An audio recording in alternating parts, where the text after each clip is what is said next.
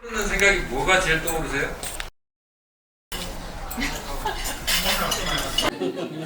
혼혈, 차이나타운, 대포.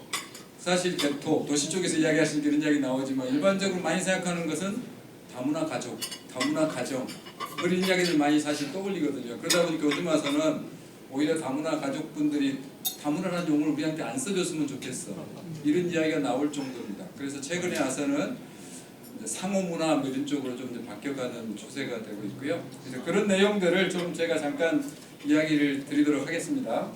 앞서 본 것처럼 여기 이미 스포츠계에 있어서는 이렇게 팀워크가 짜여진 우리나라 외국 선수들을 영입하고 함께 국가대표가 되고 한국 선수 한 명도 없는 우리나라 대표팀도 있습니다. 네. 사실 이미 스포츠계, 예술계, 우리도 TV 같은 데도 보면은 외국인들 나와서 사실은 한국 국적 취득한 분들 이야기하는 거 많이 보시잖아요. 그런데 우리의 도시에, 건축에, 설계에 이런 데는 어떻게 앞으로 스며들 것이고 진행이 될 것인가. 그런 면에서 저도 공부했으니까 챗GPT 한번 그려봐라 이런 내용을 했더니 이렇게 엄청나게 그려주더라고요. 그래서 저작권 없이 이런 것도 한번 만들어 봤고요. 우리나라에서 다문화 공간으로 몇 가지 키워드를 집어넣었더니 앞에 사례지 몇 가지를 쭉 이야기를 해주고 글로벌 빌리지 센터라든지 다문화 축제 이야기를 해드리고 사실은 위에 앞에 네 군데는 제가 매 학기는 아니고 1년에 한 차례씩 학생들 데리고 답사를 가는 지역입니다. 여기에 지금 빠져있는 지역이라면 대림동에 우리 가림동도 대림동에 조선족들 주로 있는 그쪽 지역은 우리 하면은 에슬릭 인클레이브스라 그래가지고 민족의 집단 거주지, 집거지 중국말로는 집거지 이렇게 표현하는 그런 지역이 되다 보니까 어찌 보면 물론 우리에게 섞여서 다문화라고 할 수 있지만 거기 너무 이제 한쪽이 좀 치우쳐서 그런지 AI는 그쪽을 추천을 안 하더라고요. 다문화 공간으로 이렇게 이야기를 해주고 있고 제가 매년 이 중에 5군데를 가고요. 인천 차이나타운을 가지 않을 때는 광주에 있는 고려인 마을을 제가 가고 있습니다. 그래서 그렇게 해서 학생들하고 다문화적인 교육을 진행하고 있고요. 자, 퀴즈입니다. 가장 어색한 표현은 1번 첫 번째 질문. 가장 어색한 표현이 뭐라고 생각하십니까? 다문화주의, 다문화사회, 다문화현상, 다문화국가. 아니 이쪽 줄로 말고 여기 아래로 그 아래 가장 어색한 표현 첫 번째 칼럼에 1번. 네, 답은 4번입니다. 다문화 국가란 말은 사실 거의 세계적으로 쓰지 않습니다. 다민족 국가 이런 건 있어도 사실은 다문화 국가 옆에 물론 다문화 도시란 말도 있긴 한데 그것도 공식적인 용어는 사실은 아닙니다. 그냥 다문화 공간, 다문화 현상, 사회 이렇게 이야기하지. 근데 우리나라 이제 기자분들 중에서 통상 20명 지나가면 한 명 정도, 그러니까 5% 정도면 눈에 띄면 거기에 이제 다문화다 해야지. 우리나라가 그러면서 외국인 숫자가 5% 넘었으니까 우리나라도 다문화 국가야 표현하는 건 사실 틀린 표현입니다. 그래서 다문화 국가라는 용어는 사실 안 쓰고요. 자, 두 번째, 우리나라에만 있는 용어는 뭐냐? 다문화 가족. 오늘 많이 알고 계시는 다문화 가족. 다문화 가족 지원법은 우리나라에 있는 우리나라 농촌의 장남들을 통해서 대를 이어가기 위해서 사실은 만들어놓은 제도입니다. 2006년에 우리나라에 되어있고요. 사실 그 외에 다문화 정책 이것도 사실 우리나라는 2006년부터 시행이 됐고요. 그 다음에 다문화 수용성, 다문화 도시, 사실은 다문화 도시도 이렇게 쓰이지만 널리 쓰이는 말은 아니고 요즘 와서는 이제 상호문화 도시라고 해서 유럽 평의회에서 세계적으로 그런 조건을 갖추면 상호문화 도시라고 지원을 해주는 게 있습니다. 우리는 동양에서는 일본의 하마마츠시가 제일 먼저 1호였고요. 근데 일본은 그 뒤로는 상호문화 도시를 더 이상 신청을 안 해요. 우리나라 같은 경우는 하고 있습니다. 1호 상호문화 도시가 어딜까요? 안산이 1호고요. 2호는 구로구가 2호고요. 3호는 아산시가 있고요. 지금 4호에 도전하고 있는 시가 있습니다. 어딜까요? 김포시. 사실은 의견 도시 공간, 요즘 와서 이제 도시 쪽 분야의 재탄생한다 그러면 다른 키워드 여러 가지가 있지만 허용성이라든지 문화 다양성이라든지 이런 것들을 가지고서 새로운 경쟁력을 찾아가고 있습니다. 그 다음에 여기도 뭐 퀴즈가 있어요. 이거는 제가 학교에서 하고 있는 수업의 목록입니다. 그렇게 해서 매년 조금씩 저희 학과 학교에 만들어진 학과 트랙과 이런 내용이고 제가 하고 있는 수업은 다문화사회의 도시공간 탐구라고 해서 2학기 때는 답사가는 이런 프로그램하고 같이 있고요. 2학기 때 하고 있는 것은 세계 속의 코리아타운 메타버스, 우리나라 이민자들이 해외에 가서 정착한 그런 것에 대해서 가볼 수는 없으니까 로블록스라고 혹시 들어보셨어요? 네, 메타버스 중에 하나입니다. 애들이 가지고 노는 건데 이걸 가지고 그런 기본적인 그림과 다문화 공간을 어떻게 개선해 볼까 하는 프로그램들을 진행하고 있습니다. 밑에는 제가 답사간 내용들이고 여기는 뭐 스킵을 하는데 다문화 가족인데 한번 퀴즈 한번 들어볼게요. 우리나라에 와 있는 조선족과 조선족이 둘이 결혼을 했습니다. 자, 다문화 가족인가요? 아닌가요? 조선족이 좀 어려운가요? 조선족과 우리 고려인이라고 하는 두 분이 결혼했습니다. 다문화 가족일까요? 네, 다문화 가족. 아니요. 싸하시죠? 예. 예, 싸하실 겁니다. 예, 다문화 가족의 조건은 두 가지가 있습니다. 우리 이제 국적적인 요소, 우리나라 한국계 요소와 외국적인 요소가 합쳐져야 됩니다. 예, 조선족들은 다문화 가족이 아닙니다. 물론 한국인 둘도 다문화 가족이 아닙니다. 그런 조건이 사실 이렇게 쭉 만들어 있습니다. 결혼 이민자와 한국에서 출생한 한국인, 인지 한국인이라 그래서 나중에 보니까 우리 조상이 한국인이어가지고 3대까지 한국인 인정해 주는 거라든지 나중에 보니까 필리핀에서라든지 베트남에서 뭐 유전자 검사를 해봤더니 아버지가 한국인이야. 그래서 나오는 게 인지 한국인입니다. 예, 귀한 한국인 이렇게 포함되는 것은 사실은 다문화 가족이지만 아까 말한 조선족 둘이 그거는 아닙니다. 예. 참고로만 보시고요. 사실 그러면서 이제 다문화 도시라는 것 자체는 명확한 정의가 사실은 없는데 통상 이렇게 이제 보통 다문화 사회란 용어, 다문화 공간이라는 말들을 많이 쓰긴 하는데요. 그럼 여러분 여기서 국적, 인종, 민족 어떻게 구분될까요? 국적 같이 이렇게 대학교 수업 들으시는 것 같이 너무 진지하게 들으시는데 국적은 행정, 정치 행정적인 측면일 것이고요. 인종은 생물학적으로, 그 다음에 민족은 이제 문화적으로 이게 이제 섞여 있는 그런 것을 이제 다문화 공간이라 그럽니다. 자, 다문화 도시가 주로 어디에 형성될 것이냐? 요 이름은 동심원 이름 많이 들어보셨죠? 주로 여기 이제 도심이 있다면 도심 CBD 있으면 그 바깥에 이 점이지대라고 하는 이런 지역에 주로 다문화 지역들이 형성이 됩니다. 그러니까 주거지 중심 바깥에 출퇴근하기도 쉽고 항상 저도 이제 학교에서 외국 학생들 이번에 뭐 우즈베키스탄이라든지 네팔이라든지 베트남 학생들을 이제 봤습니다만 이 친구들이 어디서 일하고 싶어 하냐? 이제 서울에 남고 싶어 해요. 사실 그래서 이제 아르바이트를 하더라도 도심 가까운 데서 뭔가를 더 기회가 있으니까 찾게 되겠죠. 그래서 이런 점이지대가 오히려 이제 다문화 그런 가족들 또 이민자들이 와서 처음에 정착하기에 좋은 공간들이고요. 뒤에 조금 더 설명을 드리겠습니다. 공간적인 측면은. 그래서 이제 주로 공단의 우리 같은 경우에는 과거 과리봉동이라든지 지금 안산을 대표적으로 한번 생각해 보시면 어딜까요? 바로 안산 다문화 특구되어 있는 적이 이제 시와 반월공단이 있으니까 바로 거기에 들어와 있습니다.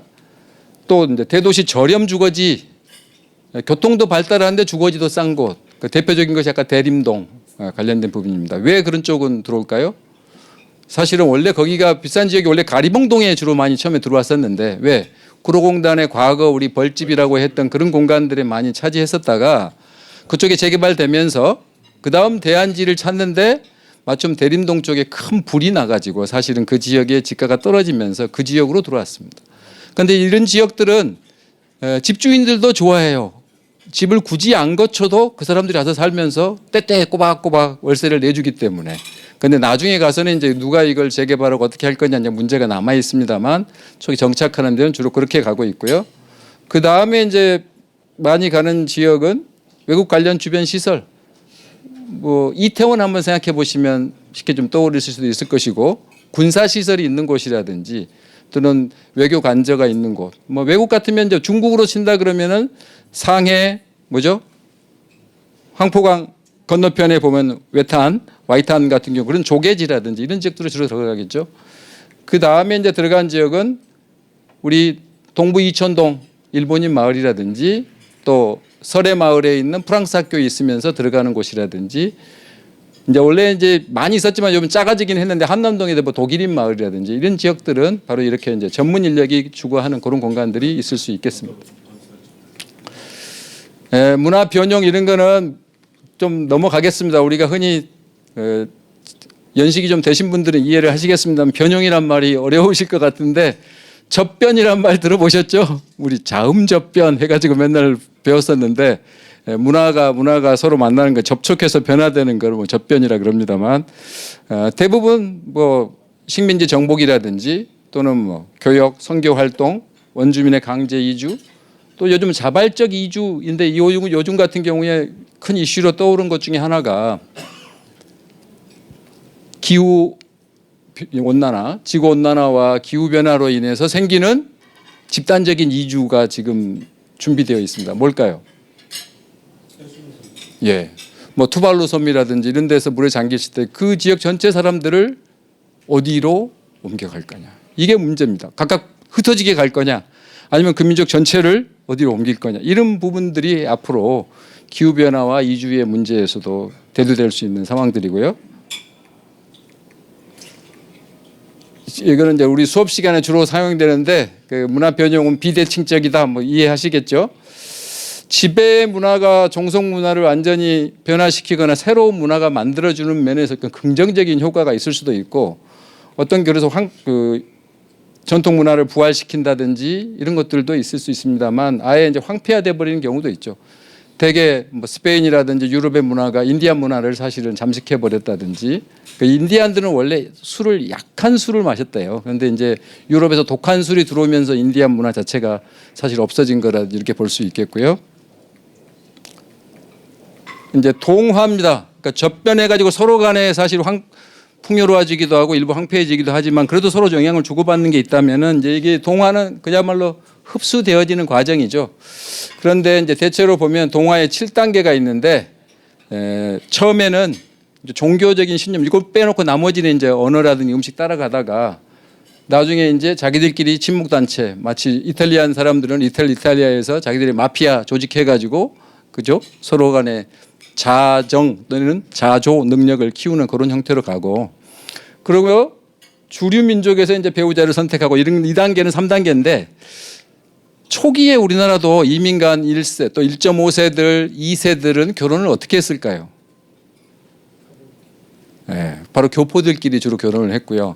그러다가 이제 3세 이상 넘어가면 이제 현지 사람들하고 결혼해서 섞이기 시작합니다. 그래서 어느 순간 지나고 나면 이제 혐오도 사라지고 차별도 사라지고 완전히 동화되는 이런 단계를 보통 거쳐갑니다.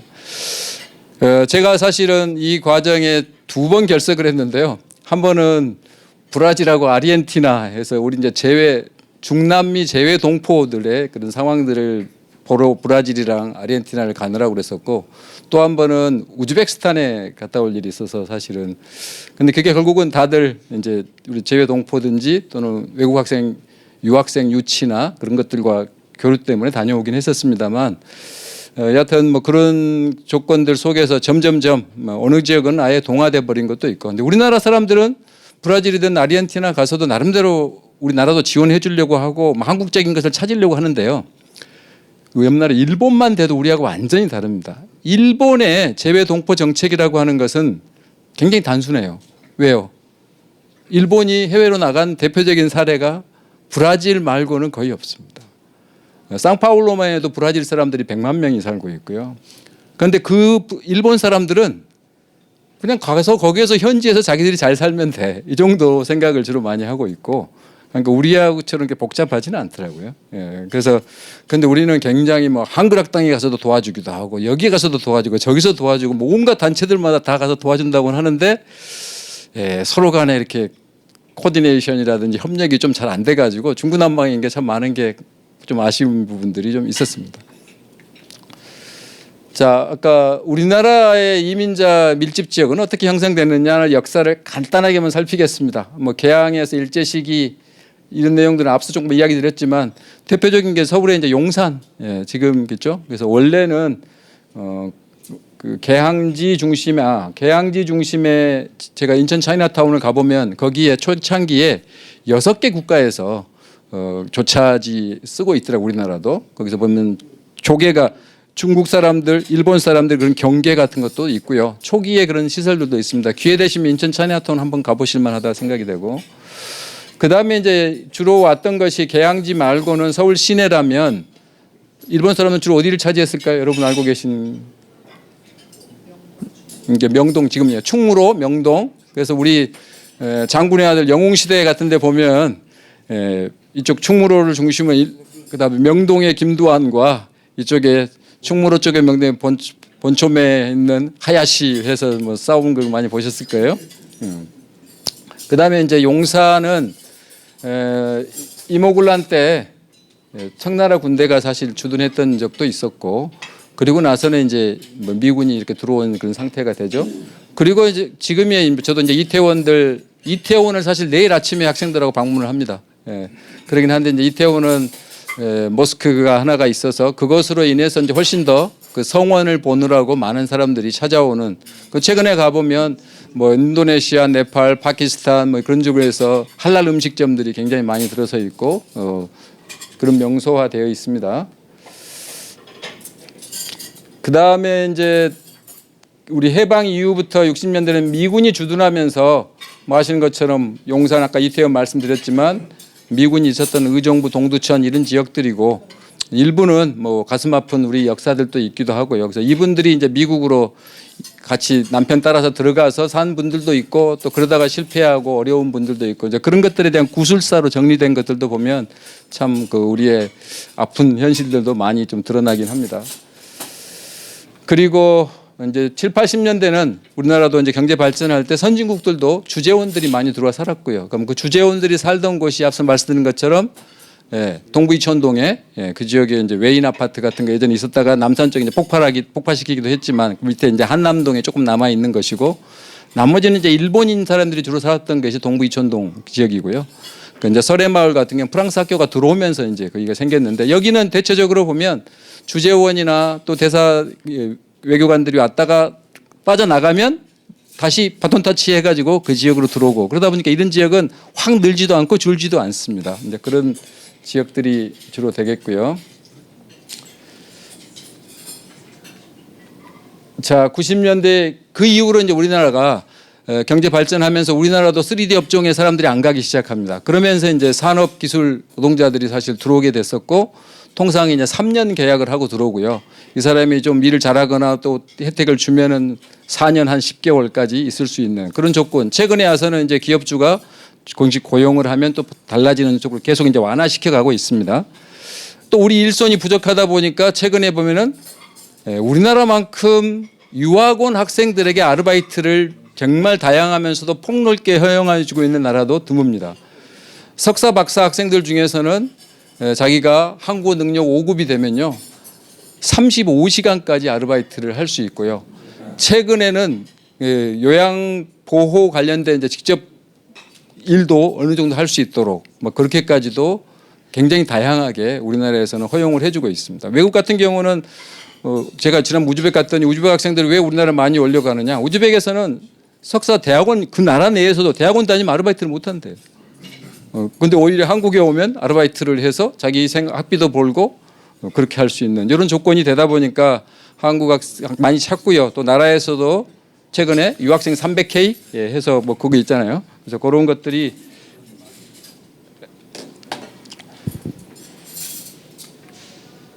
이제 코리안 드림 때문에 사실은 근데 우리나라가 외국 최저임금까지 인정해 주면서 외국 노동자들을 대우해 주는 것은 거의 뭐 세계적으로도 정평이 나 있습니다. 그래서 코리안 드림 때문에 오는 거예요.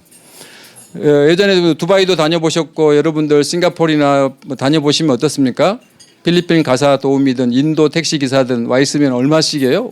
한 달 월급이 사실 한 30만 원씩입니다. 그 나라하고 계약을 그렇게 맺는 거예요.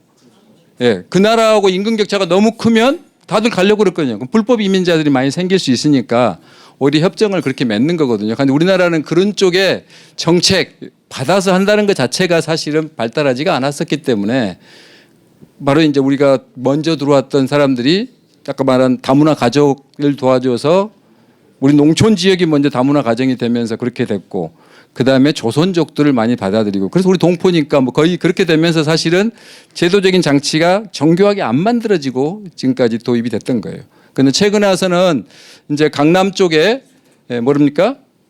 필리핀에서 가사 도우미 이런 형태로 들어오잖아요. 거기 같은 경우도 이제 급여를 얼마 주겠다 이렇게 약정을 나라 간에 맺는 거거든요.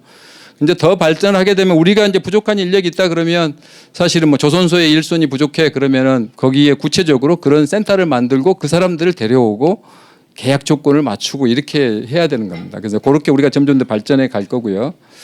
여하튼 아까 그런 면에서 이런 전국의 공단 주변에 많은 다문화 공간이 생겼습니다.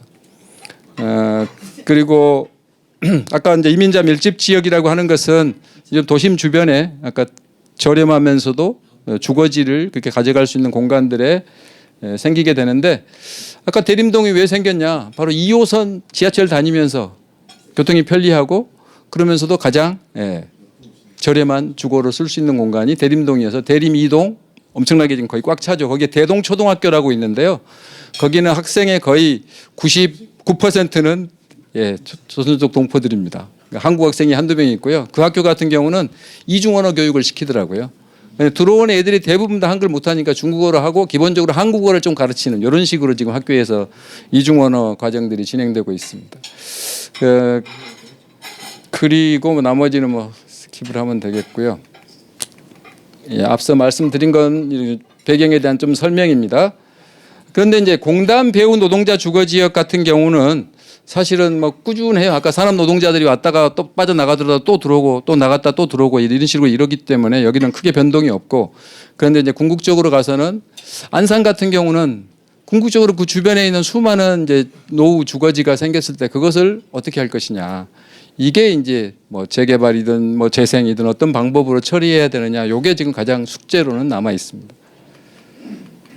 그리고 아까 대도시 저렴 주거지 같은 경우 여기 같은 경우가 사실 이제 재밌는 게 초기에 뭐 워낙 지역 낙후화돼 있고 우리 뭐 청년 경찰이라든지 이런 데서 좀 안 좋은 범죄 도시 이런 쪽으로 낙인이 좀 찍혀져 있긴 한데 지금 가면 깨끗합니다. 저도 이쪽 다문화 관련된 강의라든지 학생 대학을 답사 다니기 전까지만 하더라도 왠지 가면은 좀 경계를 막 하고 다녀야 되는 상황인데 요즘은 완전히 뭐 경계 풀고 다니는 밤에도 다녀도 전혀 사실은 그렇게 어렵지는 않은 지역들입니다. 그런데 그런 편견을 좀 깰 필요가 있는데 그런데 이런 지역은 아까 선순환과 악순환이 있다 그러면 여기 같은 경우는 초기에 온 사람들이 적응하기는 아주 좋아요. 그러니까 처음엔 들어가는데 거기서 어느 정도 지나면서 돈 좀 벌었다 싶은 사람들은 여기서 좀 안 있고 싶어 해요. 돈 좀 벌었다 그러면은 그 주변으로 넘어가는 거죠. 금천구로 가든지 관악구로 가든지 약간 일터는 거기지만 그렇게 가는 모습이 있습니다. 그렇지만 아까 설해마을이라든지 뭐 동부 이촌동에 있는 일본인 마을 같은 경우는 거기 더 들어오고 싶어 하는 거죠. 사실 계속.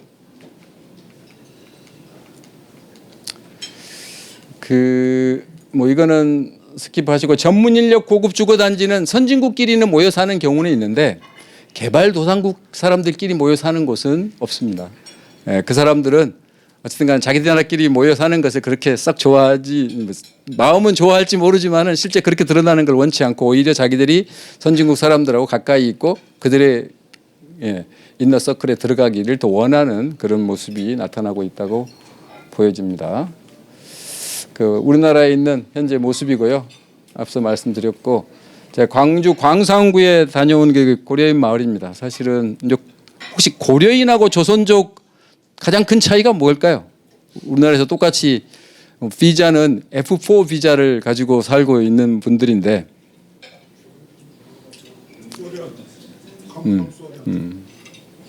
한국말을 잘하느냐 못하느냐 있죠. 네. 고려인들은 한국말을 사실 거의 모릅니다. 여기에 이제 아픈 역사가 1937년에 연해주에 있던 고려인들을 강제 이주로 지금 우즈벡이라든지 카자흐스탄이라든지 키르기즈스탄 이런 데로 거의 뭐 17만에서 20만 가까이를 강제 이주를 시켰잖아요. 그리고 나서 1938년부터 공식 학교에서는 한국어 교육을 못 시키게 했습니다. 그러다 보니까 한국어를 집에서 쓰면 배울까 거의 못했고요. 오로지 고려신문이라는 거 하나가 남아서 신문으로 했는데 그것도 요즘 와서 보면은 한두 면 정도만 한글 나오는 그런 정도로 명맥을 유지해 왔어요. 그러다 보니까 이 사람들이 한국어를 배울 기회가 없었습니다. 그러다가 이제 소련이 페레스트로이카를 선언하면서 각자 독립을 했잖아요. 그러고 나니까 무슨 일이 생겼을까요? 우즈벡은 우즈벡 자민족 우선주의 그러면서 공용어를 러시아에서 우즈벡어로 바꿔버립니다. 그러면 그 전에 고려인들은 가가지고 러시아어를 주로 배워서 가 있었는데 그래서 교수하던 분도 있고 은행원 하던 분도 있고 그런데 갑자기 하루아침에 졸지에 직업이 없어져 버린 거예요. 그래서 그분들이 선택할 수 있는 방법은 러시아어를 쓰는 연해주로 다시 돌아가든지 아니면은 뭐 유럽 쪽으로 갈 수 있든지 그럴 때 마침 우리나라에서 이제 인력도 필요하고 받아주기 시작하면서 우리는 한국도 잘 산다 그러니까 한국에 들어오기 시작한 거예요. 그래서 한국에 있는 고려인들이 꽤 지금 많아졌습니다만 그 중에 상당수는 이제 우즈벡 사람이고요. 그쪽 5개 스탄 국가 중에서 인구가 제일 많은 데가 우즈벡이더라고요. 이제 그런데 여튼 그 한국어를 모르다 보니까 처음에 와서 정착하는데 굉장히 애를 먹습니다. 그렇지만 이제 조선족은 북한하고 교류가 되면서 한국말을 계속 살아 있었잖아요. 그러다 보니까 한국 와서 처음에 서비스, 요즘 와서는 간병인 하면은 거의 중국 동포들이 거의 대부분 하고 있잖아요. 예. 그래서 이런 배경을 가지고 있는 사람들이 전국에 보면 몇 군데 있습니다. 대체적으로 많은 데가 인천에 있는 한방마을이라는 데가 있고요. 그 다음에 이제 제천에도 있고, 그 다음에 이제 안산의 떼골마을이라는 데도 있고, 광주의 월곡동에 한 주민등록 돼 있는 사람은 한 7,000명 정도 살고 있는데 주민등록 안 돼 있는 사람까지 하면 한 10,000명 된다 그러고 최근자의 가장 큰 이슈는 그 조례까지 광주시에서 만든 광주는 이제 인권 도시라 그러면서 특별히 이렇게 시작을 했는데 최근에 바로 우크라이나 탈출한 이 사람들에게 광주 쪽에서 모금을 해가지고 항공권들을 보내서 와서 초기에 정착할 수 있도록 이런 일, 전라도 광주에 그래서 1,000명 이상이 사실 들어와 있습니다. 그래서 이분들이 와서 이제 농촌의 빈집들을 활용해가지고 원래 농업협동조도 만들어져 있지만 그런 일들을 하게 되는데요. 광주가 이 일을 왜 하게 됐느냐면 원래 이제 우크라이나 이쪽 지역에 한국어 교육을 좀 시키려고 그 당시 전남일보에서 사람들을 좀 보내가지고 그런 일들을 좀 했었습니다. 이제 그러다가 거기에 이제 계신 분들이 계속 남아서 한글 학교들을 유지를 해왔었고 그 중에 이제 한 분이 거기에서 이제 돌아가시고 나면은 유품들 같은 게 있을 거 아닙니까? 그런 것들을 계속 다 모은 거예요. 그래가지고 거의 한 2,000여 점 이상 되는 그런 것들을 모아서 어디에다가 한국 어디에다 둘까? 그래서 이제 서울에서 두고 싶어 했겠죠. 박물관 이런 데서. 근데 그분은 원래 광주 전남일보 출신인데 그래서 광주에다 두겠습니다 해가지고 광주에 그 박물관도 좀 들어서 있고요. 그 다음에 거기에 이제 원래 신조야라고 하는 대표도 원래 그 고려인으로 처음에 와가지고 고생을 많이 했던 분인데 자기가 겪어본 것을 이제 다른 사람들은 그렇게 겪지 않았으면 좋겠다 싶은 마음을 가졌고 거기에 있는 마침 한 교회 그 목사님하고 연결이 돼가지고 지금까지 일을 하고 있는데요. 계속 늘고 있습니다. 이쪽 지역은. 그래서 제가 얼마 전에 우리 홍범도 장군 그런 그 비도 만들어지고 자 그래서 뭐 광주에 나중에 가실 기회가 있으면 고려인 마을 이거 너무 올라가 버리구나. 지도를 간단하게 하나 보면 이렇게 이제 쭉 생겨 있는데요. 그 보면은 카페 우즈베키스탄 중앙아시아식 식당 형태로 만들어진 이런 카페가 있는데 거기가 지금 현재 거의 30호점 이상 늘었고요. 저기에만 해도 사람들이 이제 한 300여 명 이상 종사하는 형태가 되고 그 주변에 이제 남평 이런 데 보면은 그 농장도 있고 그다음에 하나원 공단도 있고 그렇기 때문에 이 지역에서 초기에 적응을 해 가고 있습니다. 나중에 광주 가실 기회 있으면은 여기 유명한 화가도 있어가 문빅토르라는 저 사람의 그런 전시관도 있고요. 미술관도. 그다음 올해는 고려 마을 관광청이라는 것도 개소했고, 그다음에 강주에 오셨지만은 도시재생 사업도 이 지역에서 사실 이루어지고 있고 그렇습니다. 그래서 국가 차원에서 하고 있습니다. 그 나머지 부분은 여러분들이 이제 우리 디자인적인 부분, 도시 설계 관련된 부분에 뒤에 참고될 만한 거 내놓은 거고요. 우리가 SDG라고 하는 것 속에 다문화적인 특성을 이야기한다 그러면 여기 뭐 좀 11번째 Sustainable Citizen Community, 지속 가능한 도시와 공동체라고 하는 이런 부분들에서 좀 연관성을 찾아볼 수 있을 것 같고요. 나머지는 뭐 스킵을 해도 될 것 같습니다. 그래서 앞으로 우리가 다문화를 위해서 점점 이제 해야 될 부분이 뭐냐?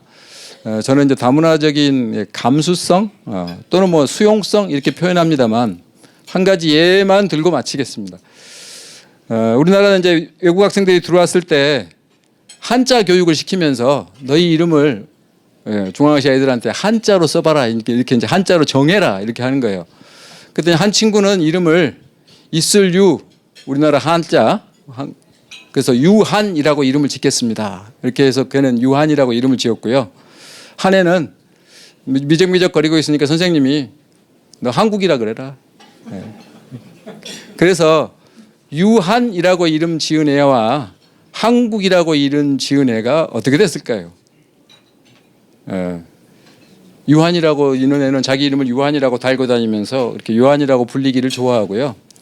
한국이라고 한 애는 자기 그냥 중앙아시아식 이름으로 부르기를 원한답니다. 그게 작은 차이지만 사실은 그러한 면에 있어서 우리하고 굉장히 우즈벡 사람들은 또 다르잖아요. 고려인들은 뭐 체형도 다르고 모양도 다르고 굉장히 다른데 거기에 대해서 우리가 어떻게 조금 차이지만 대응을 하느냐에 따라서 이런 다문화적인 것들을 우리가 적극적으로 포용하고 또 그것을 더 딛고 우리도 발전하지만 그 아이들도 한국 생활이나 사회에서 기여를 할 수 있는 그런 부분들로 그 작은 차이인 것 같아요. 그래서 그런 부분들을 저는 이제 생활 속에 담아가고 있습니다만 여기 계신 분들은 이제 도시 계획을 하시고 부동산을 하시고 또 설계를 하시는데 이런 다문화적인 요소들이 앞서 좀 힌트가 되셔서 더 재밌는 일들을 앞으로 준비해 가신다 그러면 좋을 것 같아서 짧게 준비했습니다. 여기서 마치겠습니다. 감사합니다.